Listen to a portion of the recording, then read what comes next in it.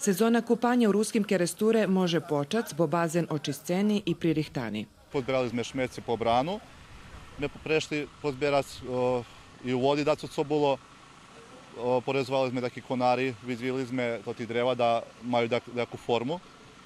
Po lavočky sme položili novi štafli i teraz ih prefarbíme.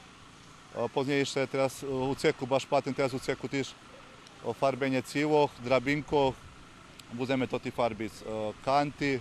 У роботній акції участвували школяри, Здруženje sportskih ribarov Koljak, члени Konjickого klubu Rusin, члени церковного odboru, члени Dobrodzečного ognjogasnog društva Ruski Kerestur, члени opštinskog odboru Srpske napredne stranke iz ozmestog opštini Kula.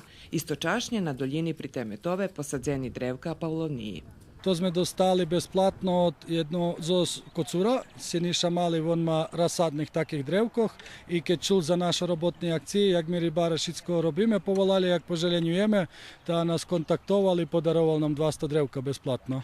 Na ješenj volontere znova organizuju robotnu akciju, kotri posadza i rižni drugi drevka.